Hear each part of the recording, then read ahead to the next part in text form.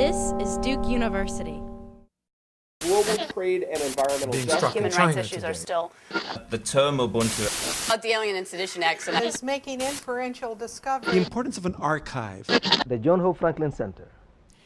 It actually gives me particular pleasure to make this introduction because this was the one we thought we weren't going to get to make.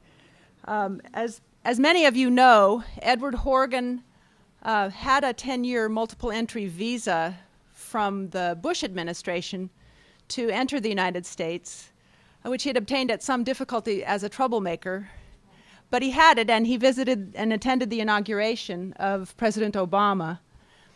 Time passed, he monitored elections, he received a letter from the Obama State Department telling him that his visa had been revoked for unspecified additional information reasons, information newly having come to light about his unsuitability to have that visa, and that he would have to come in and surrender his passport so it could be physically destroyed, the visa. So we, of course, were rather fearful that this might have to do with the invitation we had just extended to him to speak at this conference.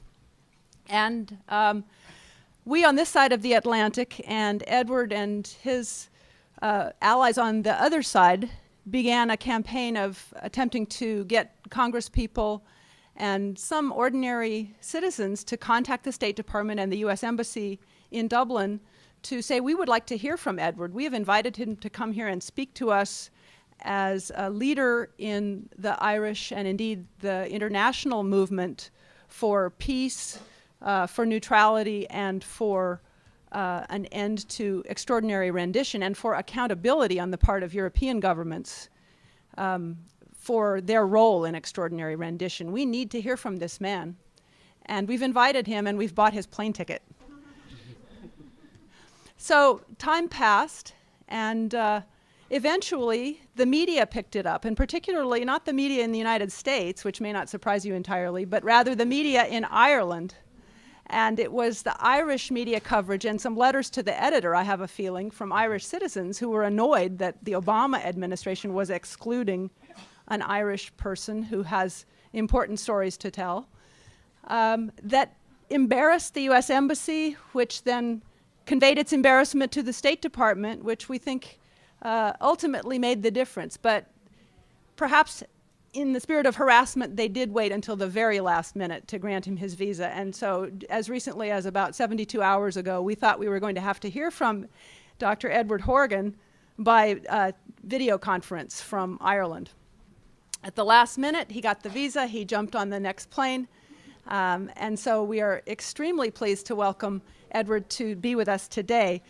Dr. Edward Horgan is a man with military experience, over 20 years in the Irish Defence Forces, with many experiences of international peacekeeping and election monitoring with the United Nations and with the Organization for Security and Cooperation in Europe.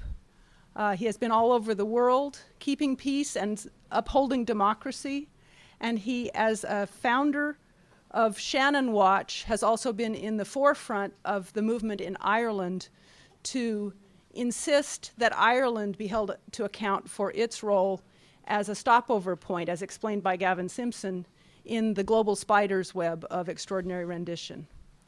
Ed is also the International Secretary of the Irish Peace and Neutrality Alliance, and it gives me great, great pleasure to introduce to you Edward Horgan.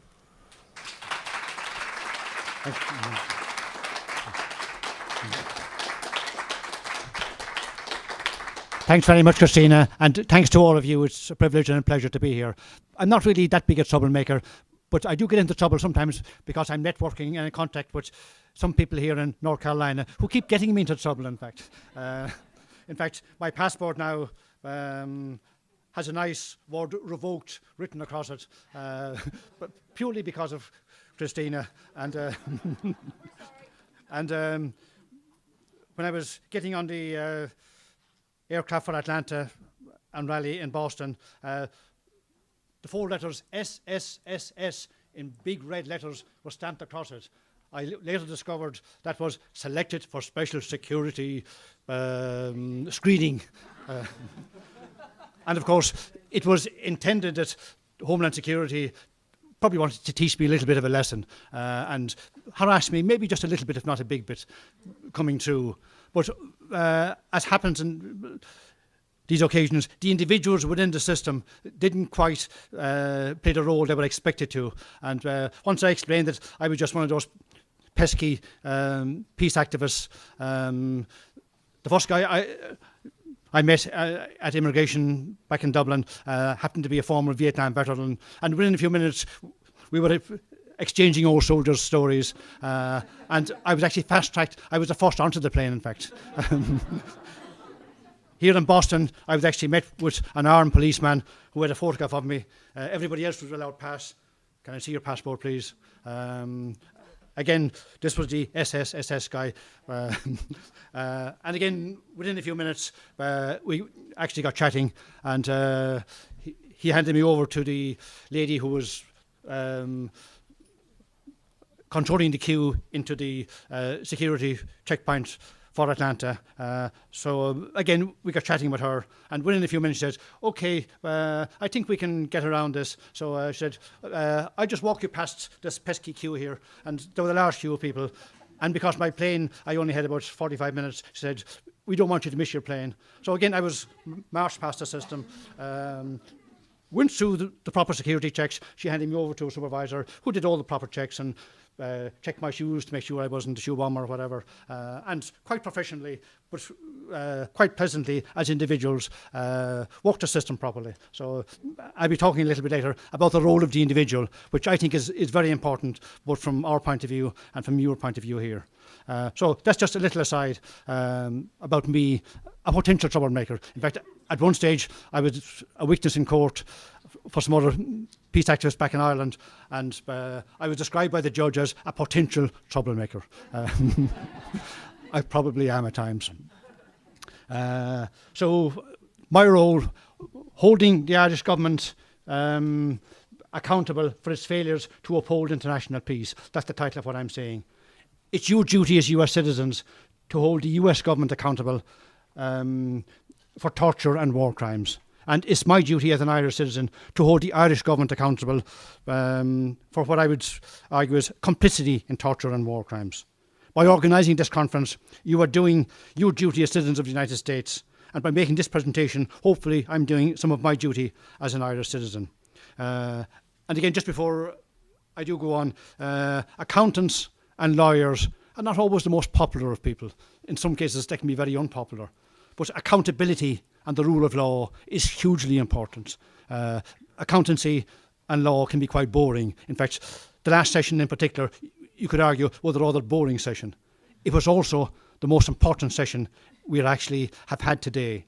And the presentations given in particular by Marianne, Taya Yaba, Margaret, and Paula were very important. They were talking about important stuff. The UN Convention Against Torture, UNCAT, the Nuremberg Principles, the International Court, and the International Convention on Human Rights. All very boring stuff, but all hugely, hugely important. So thank you very much for the way you managed to simplify it and explain it, but also for the importance of those topics. The rule of law, democracy, and accountability.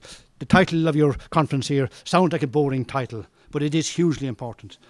It won't be achieved overnight, as many of our speakers have emphasised. There will be failures or lack of the success we would like to have, but arguably there won't be failures, in fact, because just by we are holding people by account purely by exposing what they're doing, by exposing the lies, exposing the crimes, and that in itself is part of what we need to do. Clearly we need to go further than that, much further in time, but that will take time, and we actually do need patience to move beyond that.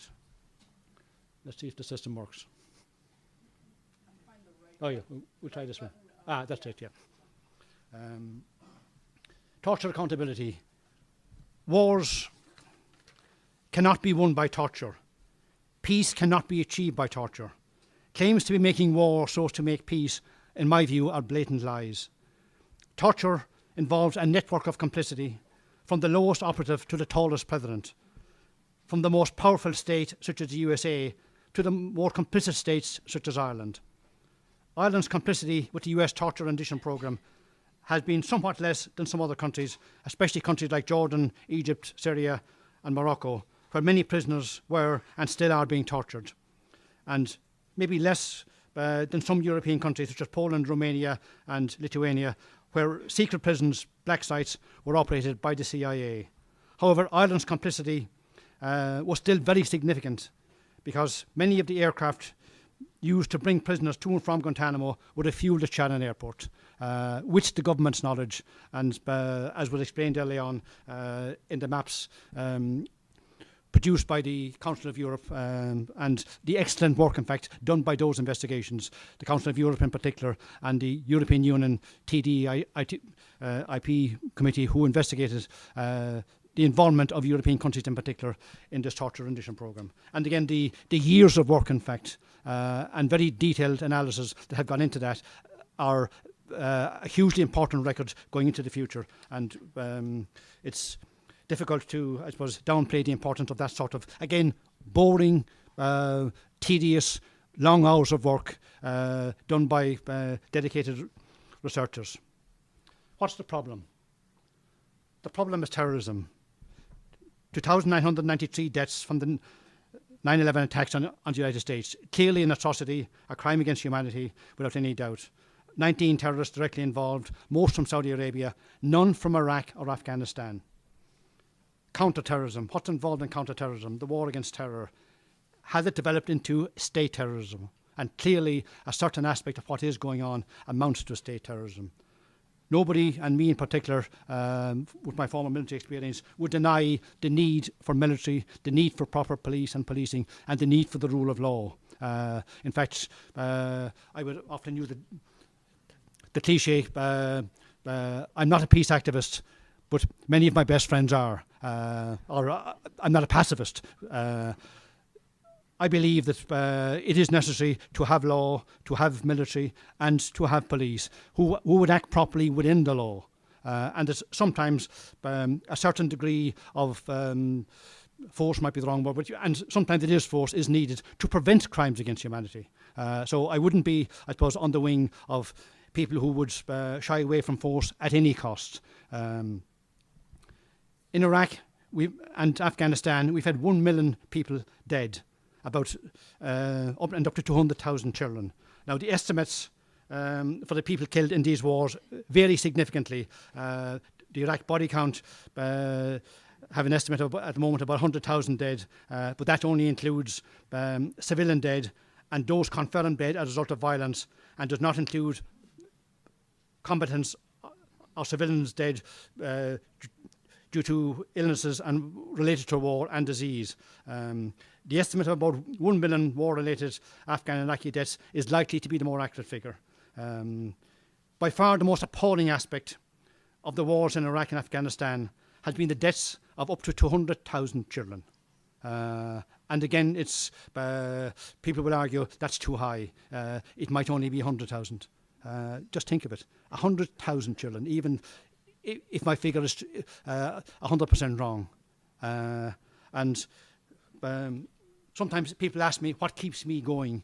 I have actually been involved in this peace activism for 10 years or so, and clearly there's an awful lot of other things I could be doing rather than spending time. Shannon Airport, because of our climate, is a wet, cold place for most of the year, even in the summer. In fact, I've got colds, almost pneumonia once or twice, so it's not very pleasant work.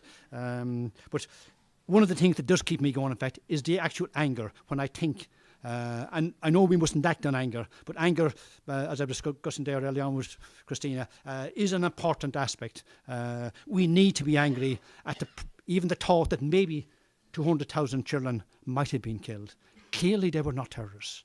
Some of them will have died because of illnesses, because the sewerage systems and the water treatment systems were deliberately bombed by the RAF, the the British Air Force and the US Air Force in Iraq and Afghanistan. They were deliberately targeted. That in itself, in fact, is a crime against humanity. And there's also an aspect, again, which I would argue fairly strongly. Almost 3,000 people were killed in the 9/11 attacks, completely unjustified. In the meantime, 1 million people have died in Iraq and Afghanistan. Clearly, there is no justification in proportionality or any other reason for such an out of proportion response to any crimes. And as I mentioned early on, neither the people of Iraq nor the people of Afghanistan were in any way directly involved in that particular crime. The idea that even one child should be deliberately or recklessly killed is in itself a crime. I'm a father and a grandfather. I have, at the moment, 7 grandchildren aged from 8 down to, I think, 2.5 months. And they're very, very dear to me. But I believe very firmly that my grandchildren, as it happens, they're all kind of blue-eyed and blonde, are no more precious than the little children in Baghdad, in Kabul and elsewhere who have been blown to pieces and incinerated. And clearly that is, it makes me very angry, and it should make us all angry. And when we talk about torture in particular, clearly torture is a serious crime, but it is connected with the two wars. And I would argue, in fact, that the killing of a person is actually more serious than torture. Others will argue otherwise. They will say that torture is the most serious crime you can commit against another person.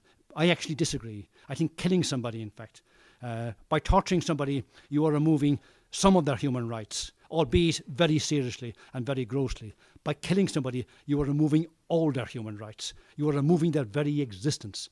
And killing or causing the deaths, directly or indirectly, of 1 million people, and killing 200,000 children, or causing their deaths, is absolutely a gross crime against humanity, regardless of who does it.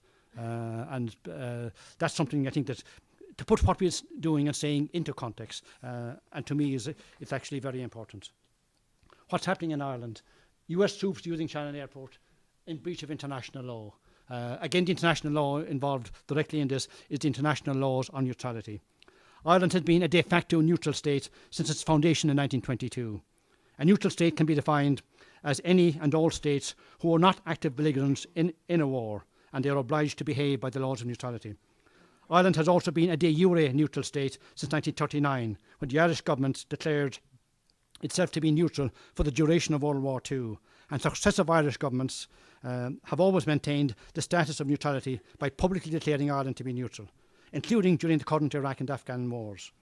Therefore, both the Irish and US governments are in clear breach of the Hague Convention on Neutrality and customary international laws on neutrality by allowing and sending over 1 million US troops through Shannon Airport since 2002. Again, the US doesn't really need to send its troops to Ireland as a neutral state, but arguably it wants to drag in another country into its war on terror.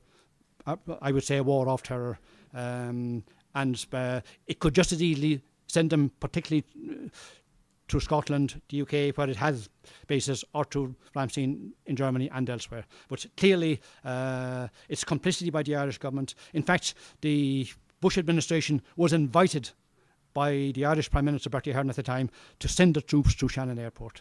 And again, I can only suspect that because our Prime Minister Bertie Ahern has since been pushed out of office because he was more or less caught red-handed in financial corruption. There may even have been financial corruption involved in the decision to invite and allow the US military past Shannon Airport. But again, we probably will never actually prove that. So that's the issue of international law in particular with regard to US troops in Shannon Airport. Clearly as well, in addition to the US troops, what we didn't realise initially was that also there was civilian executive jets passing through Shannon Airport that subsequently turned out, in fact, to be the CIA, quite possibly and quite probably bringing prisoners to Guantanamo and elsewhere.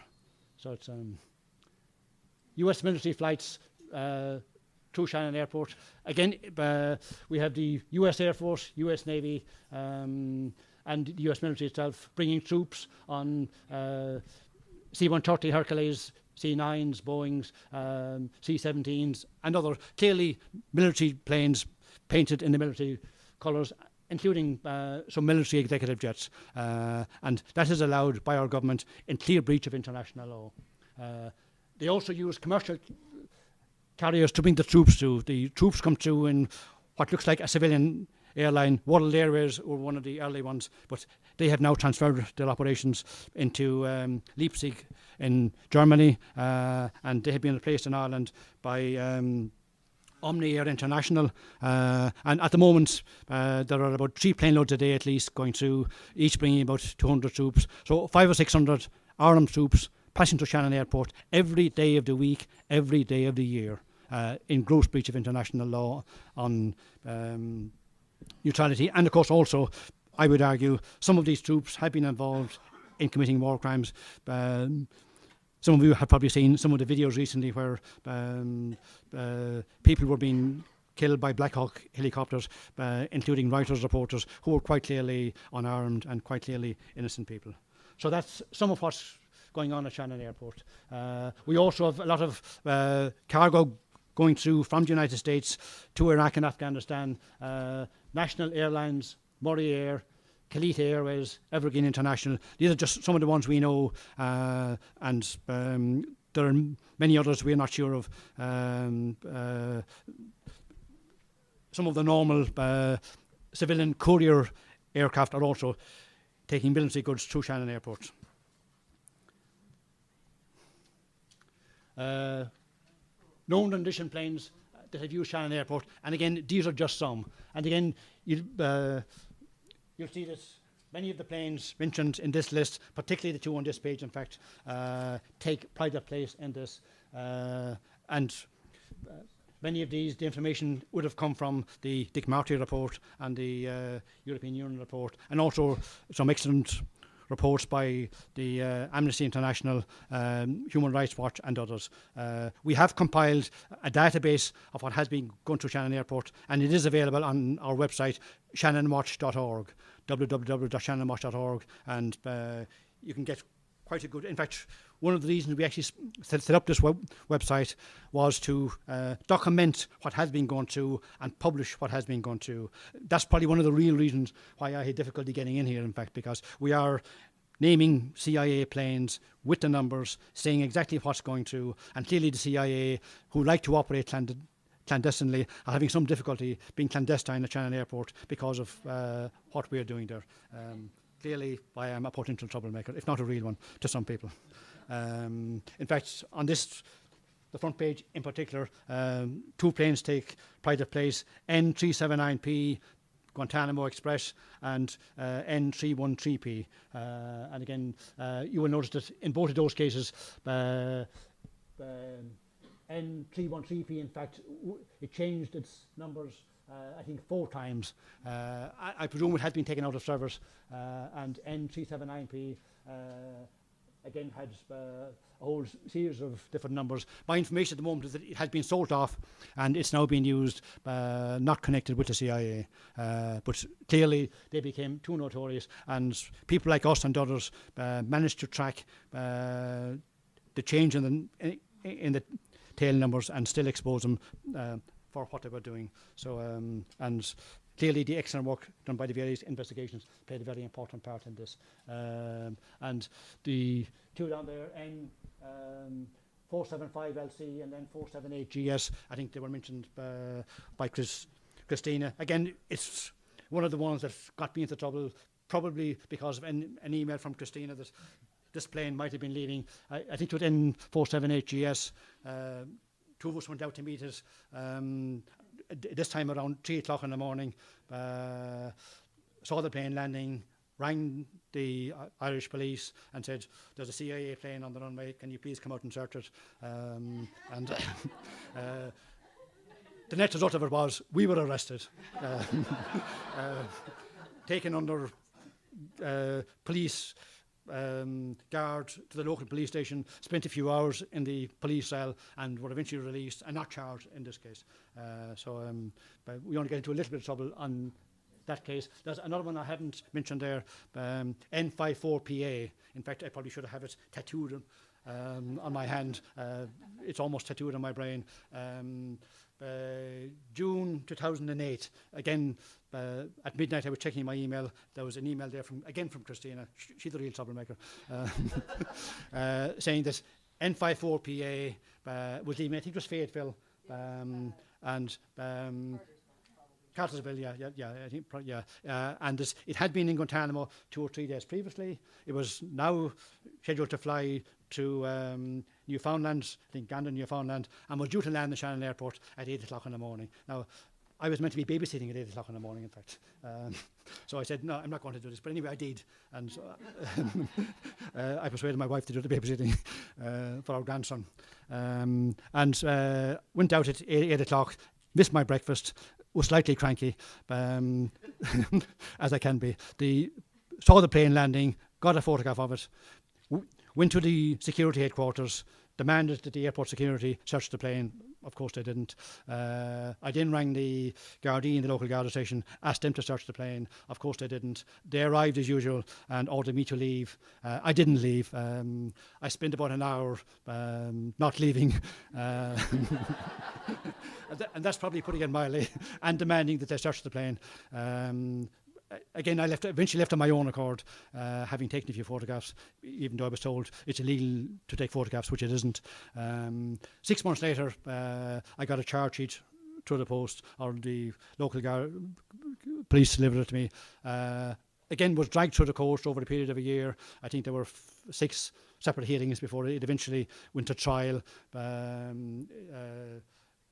May 2009, and again I had to get a solicitor, a barrister and a senior counsel to represent me because I was found not guilty.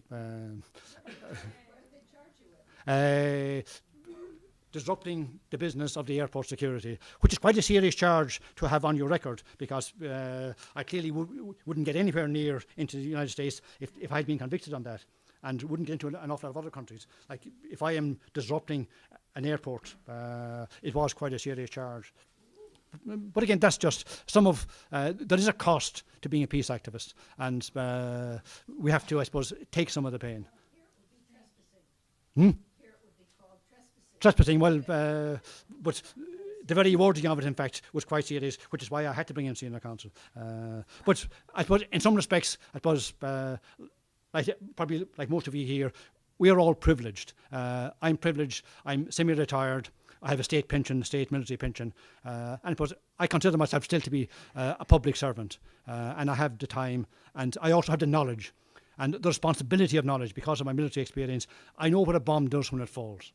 I know what an incinerating bomb does. I was an expert on explosives and on tank warfare and that sort of thing. So, and that responsibility of knowledge weighs on me. I can't, as somebody mentioned earlier on, stand idly by. I'm probably genetically flawed. I'm incapable of standing idly by.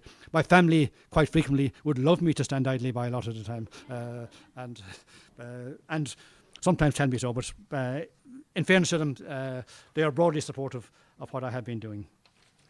So that's some of the stuff that had been gone through, and very clearly some of these planes had been directly involved in rendition. And of course, in addition to those CIA executive jets, again, as was mentioned this morning, military planes, particularly Hercules C-130s, C-17s, possibly took the bulk of the prisoners, in fact, to Guantanamo, because clearly one of these executive jets can only take a small number of prisoners. If they take a CIA team of up to 10 people, some of them may have had as few as 1 prisoner on board. The bulk of the prisoners probably were transferred into much bigger cargo planes like the Hercules, and these planes quite frequently were refueled at Shannon Airport. At the time, we actually didn't realise the extent to which Shannon was involved in this. How Ireland facilitated torture. And again, it's no coincidence that these names have already been mentioned this morning, and these planes. Binyam Mohammed N379P Guantanamo Express was used to fly him from Islamabad in Pakistan to Rabat in Morocco on the 21st of July 2002. Plane landed at Shannon on the 22nd of July on its return journey from Rabat to the US. So Shannon played a key role in facilitating that after the event. N313P flew him from Rabat to Kabul on the 21st of January, had stopped in Shannon on the 16th of January, coming from Washington before spending 4 days in Larnaca in Cyprus. Khalid al-Marzi, again N313P, went on from there to fly Khalid al-Marzi from Skopje in Macedonia to Kabul, stopping at Baghdad on the way on the 23rd of January 2004. Abu Omar N85VM used to fly the Muslim cleric from Ramstein in Germany to Cairo in Egypt on the 17th of February 2003, had been kidnapped in Italy and transported to Germany first. The following day, 18th of February, this plane flew from Cairo to Shannon on its way back to the US. Again, these small planes don't have the ability to fly from Cairo or Baghdad all the way to the United States. They have to land somewhere to refuel in the meantime. There were mainly two routes.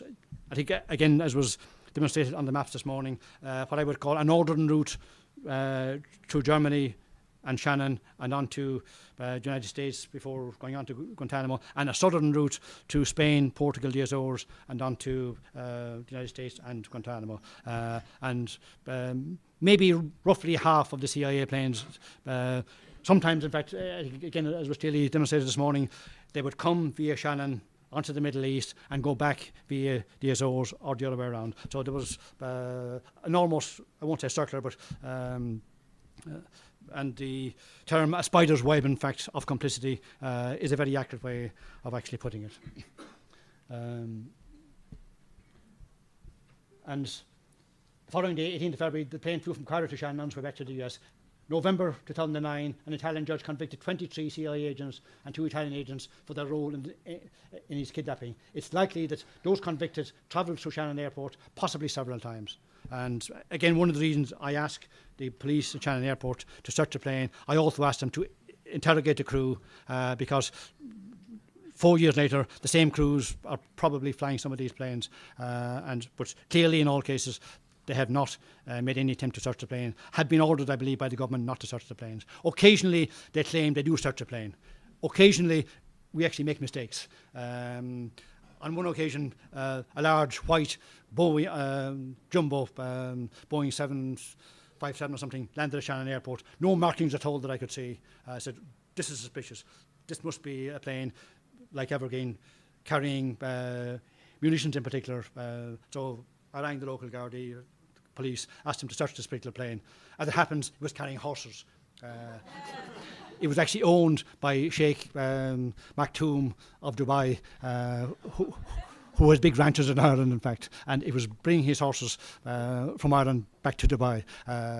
But clearly, the vast majority of the planes that I asked to be searched have known connections with the CIA or otherwise. In fact, the first plane we saw suspicious in Shannon Airport, we knew nothing about torture and this point, was on the 18th of January, I think, 2003, before the war in Iraq started.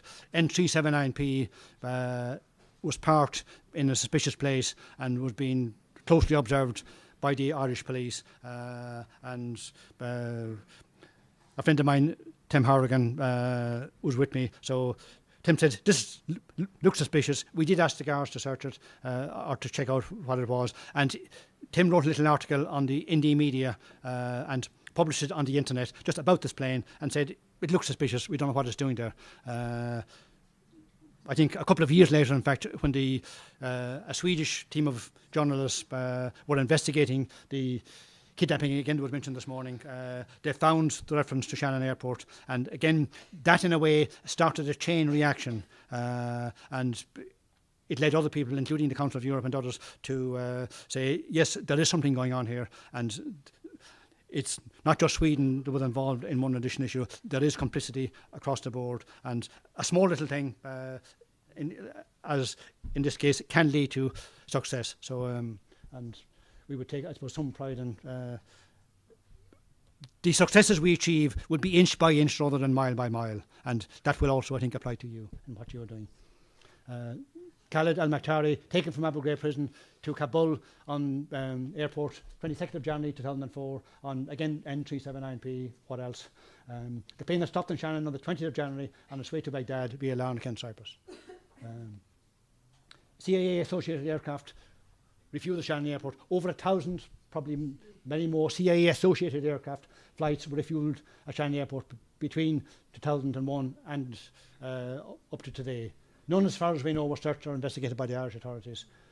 Number of rendition flights are not known. Some of these planes or flights clearly might not have been, they might have been normal intelligence type of operations, but clearly it's inconceivable that none had prisoners on board at some stage while at Shannon Airport.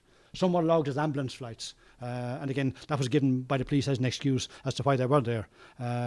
Clearly, some of them also might well have been genuine ambulance flights, even bringing back wounded soldiers from Iraq and Afghanistan. Clearly also, some of them might have been bringing damaged prisoners who were damaged by torture from the Middle East to Guantanamo.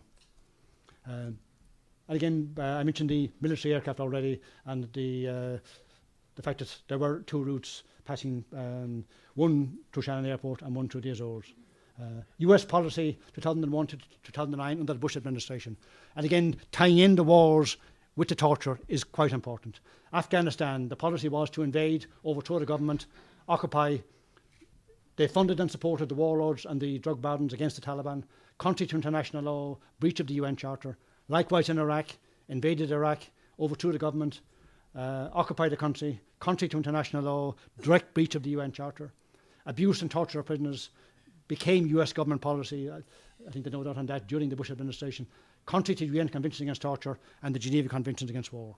US policy from 2009 under the Obama administration, wind down the war in Iraq, continue with some occupation of Iraq, wind up the Afghan war as it happens, increasing use of unmanned drones for air attacks, increase in innocent civilian deaths, close Guantanamo sometime, and again, it is in process of being closed.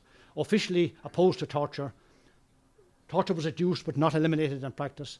Again, I would argue that kidnap, rendition and torture of US enemies is now being replaced with extrajudicial killings and assassinations of US enemies. Collateral damage, including the killing of thousands of innocent foreign civilians, is that acceptable to the US? And again, it's something that you, the citizens of the US, I think, must ask yourself. And clearly, I'm sure all of you here would quite clearly argue that it's not acceptable that I suppose we must give due credit to President Obama for condemning torture, but you as the US citizens must hold him to account if anyone is tortured, unjustifiably killed, anywhere on his watch by any of his subordinates. And again, an article has appeared in the New York Times by a lady called Lara Dagda on the 18th of February 2010, and again on the issue of the killing of innocent civilians. And again, she was arguing, outrageously in my view, the pendulum has swung too far in favour of avoiding the deaths of civilians at all costs. General McChrystal's directive, which was to please stop killing innocent civilians, which was clearly a very justified directive, if at all possible, was well-intentioned, but the lofty ideal at its heart is a lie, and an immoral one at that, because it pretends that war can be fair or inhumane. So the New York Times, in an op-ed, was arguing, in fact, that it was wrong to take steps to avoid killing unnecessary civilians. And I find it amazing that such a respectable paper, in fact, would make such an argument. And again, the issue of the Bagram Air Base and other places replacing Guantanamo in some respects, and also the issue of replacing the torture at Guantanamo with extrajudicial killings. Dana Priest, Washington Post, Wednesday, 27th of January 2010. US military teams, intelligence agencies are deeply involved in secret joint operations with Yemeni troops who in the past weeks have killed scores of people. Obama has ordered a dramatic increase in the pace of CIA drone-launched missile attacks into Pakistan in an effort to kill Al-Qaeda and Taliban members. Obama has also sent US forces briefly into Somalia as part of an operation to kill Saleh Ali Laban from Kenya, sought in connection with the 2002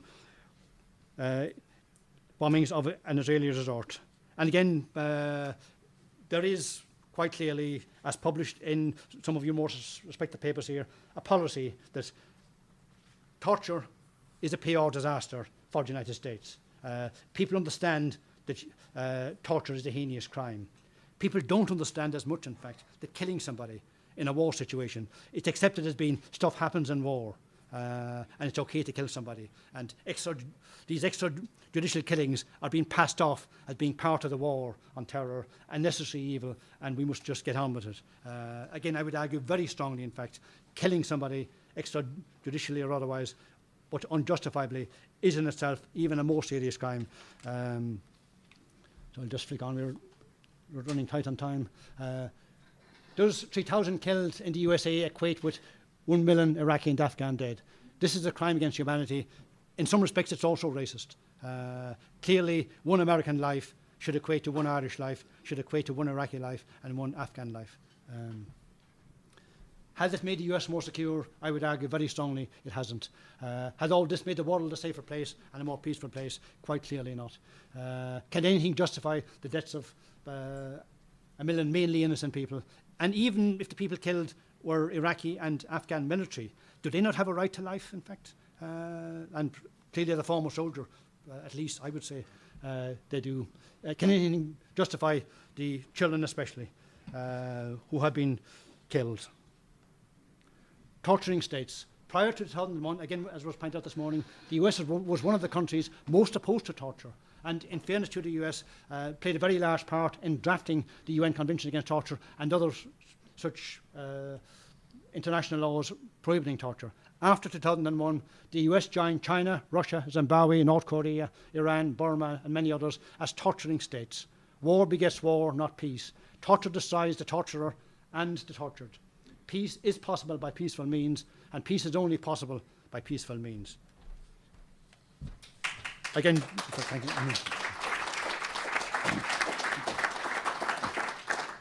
Just to reiterate again what we heard this morning, the UN Convention Against Torture, Article 2, and this is as it's written, each state party shall take effective legislative, administrative, judicial or other measures to prevent acts of torture in any territory under this jurisdiction. No exceptional circumstances whatsoever, whether a state of war, a threat of war, internal political instability or any other public emergency may be invoked as the justification for torture.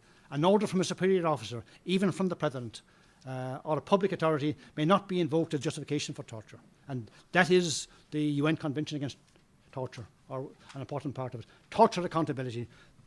There must be, I'll fix to the last one quickly, no excuses, no pardons, no statute of limitations. We must hold accountable the torturers, superiors, those who facilitated and those who were complicit.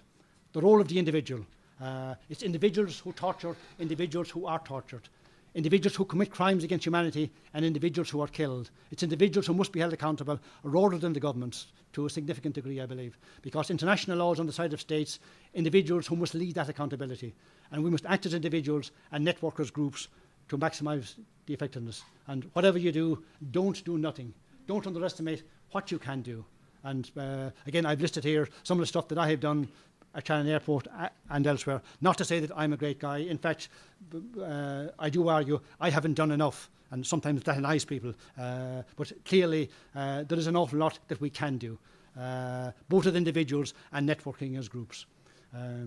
Peace groups and networking, these are just some of the organisations that we have been involved in, and the importance of networking with groups like yourself, even though they do get us into trouble occasionally, must be emphasised. Torture was a weapon of injustice perfected by Hitler and Stalin. Torture was one of the greatest injustices a human can inflict on another. Democracy and the rule of law cannot be promoted or protected by torture and gross breaches of international law. And peace without justice is just a temporary ceasefire. Accountability is vital to achieve that peace without justice. Okay, that's a brief rundown.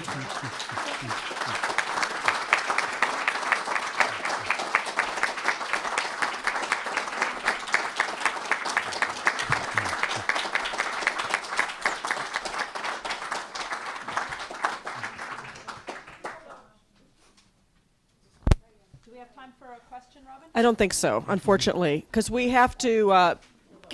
Oh, we have 5 minutes. Okay, we need to get the video hookup with Bishr Al-Rawi, so that's why we're a little bit pressed for time, because he's in London waiting for us to establish this. So I'll let Jason do that.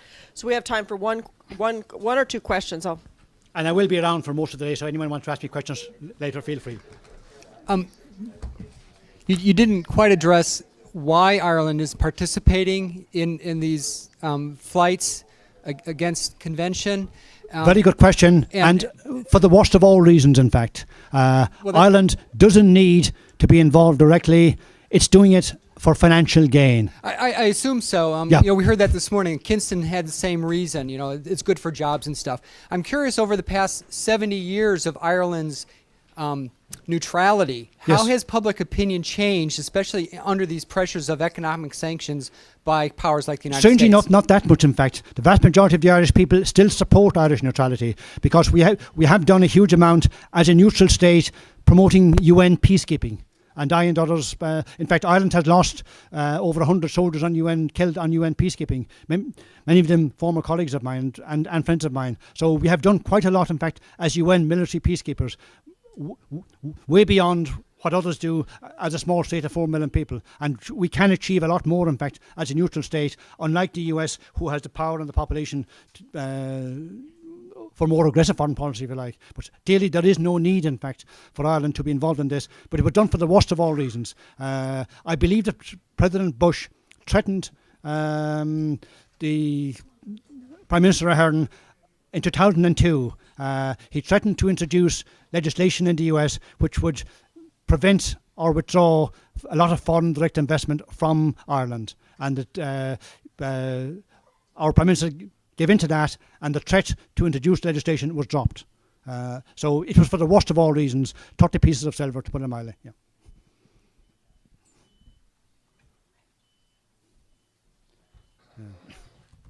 Okay, thank you very much.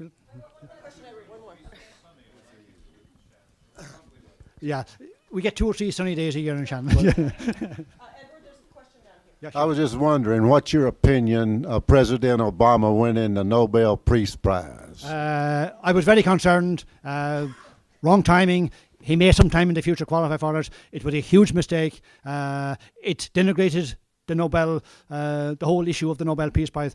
As it happens, one of the things I did, in fact, in protest against the Irish government's breach of Irish neutrality, I handed back my military decorations and my medals at government buildings. One of the medals I handed back, the Nobel Peace Prize was awarded to UN military peacekeepers, and we all got a medal, literally a Nobel Peace Medal, as anyone who had participated as UN military peacekeepers. So I handed back my Nobel Peace Medal, which is something I valued. But clearly the decision to award Obama a Nobel Peace Prize so early in his career was a huge mistake. Now, I'm not completely, by any means, anti-Obama. I think what's happened in the last couple of days with the nuclear non-proliferation is a huge step forward. So he had done some good stuff, but clearly not nearly enough to, and particularly what's happening in Afghanistan.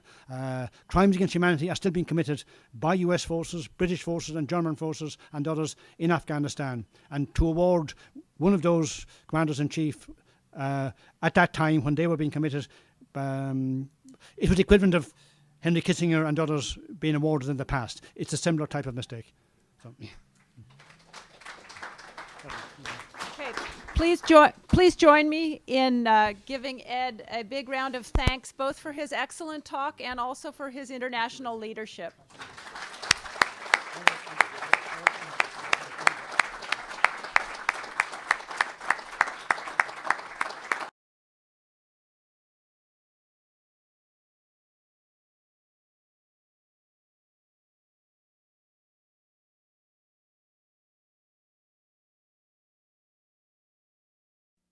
Produced by Duke University. Online at duke.edu.